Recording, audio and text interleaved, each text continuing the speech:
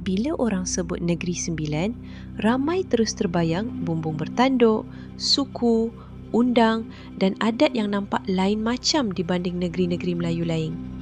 Tapi, persoalan yang lebih besar sebenarnya bukan apa yang unik.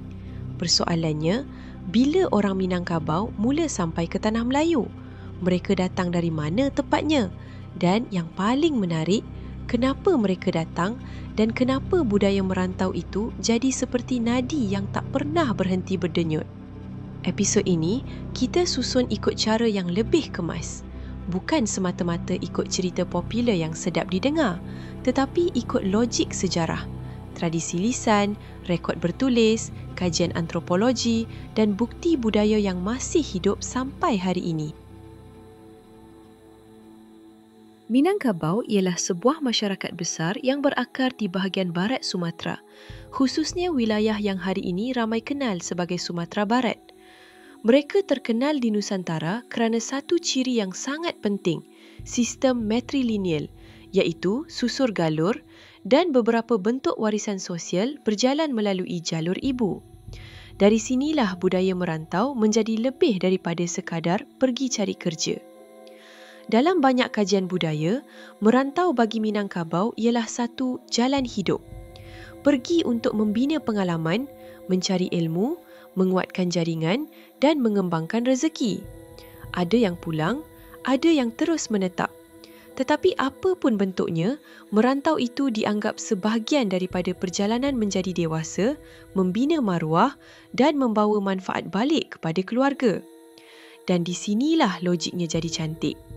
Bila tanah pusaka dan rumah adat sering berkait rapat dengan garis perempuan, ramai lelaki Minang membina nilai diri melalui dunia luar. Peniaga, bekerja, belajar dan mengumpul modal sosial. Maksudnya, merantau bukan tanda lemah. Dalam kerangka budaya mereka, merantau ialah satu cara menjadi kuat. Satu salah faham yang selalu berlaku, bila kita kata Minangkabau, orang bayangkan satu tempat kecil di peta. Sebenarnya, Minangkabau ialah sebuah dunia budaya, bukan satu titik. Secara tradisi, orang Minang sering merujuk kawasan teras mereka sebagai wilayah pedalaman yang punya pusat-pusat tua. Dan dalam sejarah Sumatera juga, ada rekod kewujudan institusi kuasa yang kemudian dikaitkan dengan pagaruyung. Dalam naratif sejarah Sumatera, nama-nama seperti Aditya Warman pada abad ke-14 sering muncul sebagai sebahagian daripada latar awal kuasa di pedalaman itu. Kenapa semua ini penting? Sebab ia menunjukkan satu perkara. Dunia Minang sejak lama lagi sudah terhubung dengan laluan sungai, pasar, pelabuhan dan rangkaian manusia. Bila ekonomi bergerak, bila politik berubah, bila tekanan dan peluang muncul, pergerakan manusia jadi sesuatu yang normal. Jadi, migrasi ke Tanah Melayu bukan lompat tanpa sebab. Ia berlaku dalam alam Melayu yang memang hidup dengan mobiliti. Ini bahagian yang paling ramai nak jawapan satu tarikh. Tapi sejarah jarang beri hadiah semudah itu. Kedatangan Minangkabau ke Tanah Melayu lebih masuk akal bila kita faham dua perkara ini. Pertama, migrasi biasanya berlaku bergelombang, bukan sekali datang. Kedua, ada beza antara orang mula datang dan membuka penempatan dengan hubungan politik dan institusi kuasa yang tersusun. Sebahagian sarjana melihat hubungan dan pergerakan manusia antara Sumatera dan Semenanjung sudah berlaku sejak era awal jaringan Selat Melaka, termasuk sekitar abad ke-15 dan ke-16 ketika dunia perdagangan dan kuasa di rantau ini sangat aktif. Pada fasa ini, pergerakan boleh jadi tidak tersusun sebagai negara, tetapi wujud sebagai aliran manusia, keluarga dan rangkaian. Namun dalam banyak perbincangan tentang Negeri Sembilan, hubungan yang lebih jelas dari segi pengukuhan struktur politik dan legitimasi kelihatan semakin kuat pada akhir abad ke-18 bila muncul keperluan mengikat kuasa tempatan dengan satu kerangka pemerintahan yang lebih kukuh. Jadi, jawapan jujur untuk bila ialah begini. Jejak awal mungkin bermula lebih awal, tetapi pembentukan sistem masyarakat dan kuasa yang kita kenal hari ini terbina berlapis-lapis dan menguat dalam tempoh yang panjang. Kalau kita cuba padatkan kenapa, ia bukan satu faktor tunggal. Ia gabungan beberapa magnet yang menarik orang bergerak. Pertama, ekonomi dan ruang hidup. Di dunia agraria dan awal moden, tanah bukan sekadar aset. Ia maruah, keselamatan dan masa depan keluarga. Apabila peluang membuka kawasan baharu wujud, migrasi jadi logik. Kedua, budaya merantau itu sendiri. Merantau bukan budaya kosong. Ia didukung oleh jaringan sosial yang kuat. Perantau jarang benar-benar seorang diri. Mereka bergerak dengan nama suku, jaringan saudara dan hubungan yang memudahkan mereka bertahan di tempat baharu. Ketiga, tarikan Selat Melaka dan Pantai Barat Semenanjung. Pantai Barat Semenanjung ialah nadi perdagangan sejak sekian lama. Bila laluan dagang hidup, mobiliti manusia pun hidup. Dalam ekosistem seperti ini, berpindah tempat bukan sesuatu yang luar biasa. Ia sebahagian daripada cara dunia itu berfungsi. Keempat, tekanan dan perubahan politik. Dalam sejarah mana-mana masyarakat, bila berlaku persaingan kuasa, tekanan ekonomi, konflik setempat atau perubahan struktur pemerintahan, migrasi sering menjadi salah satu jawapan yang manusia pilih untuk menyelamatkan peluang hidup.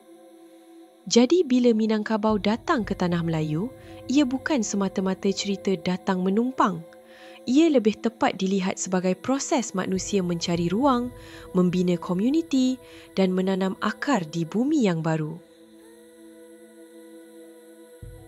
Ini bahagian yang paling penting. Ada orang bayangkan Negeri Sembilan sebagai Minangkabau yang di-copy-paste, tetapi realitinya lebih menarik. Apa yang berlaku ialah pertemuan antara pendatang dengan masyarakat setempat dan daripada pertemuan itu lahirlah satu sistem adat yang berkembang dalam acuan tempatan. Ia bukan sekadar meniru, ia menyesuaikan, memilih dan membina. Salah satu petunjuk kuat ialah kewujudan suku-suku dalam adat perpatih yang menggambarkan lapisan masyarakat yang lebih kompleks, termasuk suku yang sering dianggap sebagai antara suku teras yang berkait rapat dengan penduduk awal di kawasan itu. Ini memberi gambaran bahawa pembentukan masyarakat Negeri Sembilan bukan kisah satu kumpulan yang mengganti kumpulan lain, tetapi kisah gabungan dan rundingan sosial yang panjang. Dan satu lagi perkara yang sering disebut dalam perbincangan adat. Adat perpatih berkembang sebagai sistem sosial yang hidup dalam masyarakat Melayu yang juga membina identitinya bersama agama. Ini menjadikan adat bukan hanya budaya, tetapi alat mengurus masyarakat, keluarga dan konflik dalam kerangka nilai setempat. Di Negeri Sembilan, tradisi lisan seperti terombo bukan sekadar cerita turun-temurun untuk sedap didengar. Ia berfungsi sebagai peta identiti. Siapa suku, siapa berhak, siapa mewaris, siapa punya kedudukan sosial. Tetapi di sisi akademik, tradisi lisan perlu dibaca dengan cermat.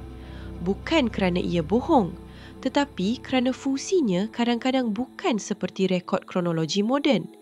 Ada bahagian yang menyimpan memori sejarah, ada bahagian yang menyusun identiti, ada bahagian yang mengukuhkan legitimasi.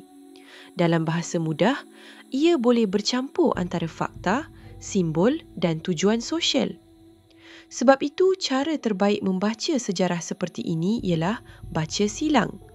Tradisi lisan memberi rangka, rekod bertulis memberi tarikh dan konteks, kajian antropologi membaca struktur sosial dan budaya yang masih hidup menjadi bukti berterusan bahawa sesuatu itu pernah berlaku dan kekal berfungsi.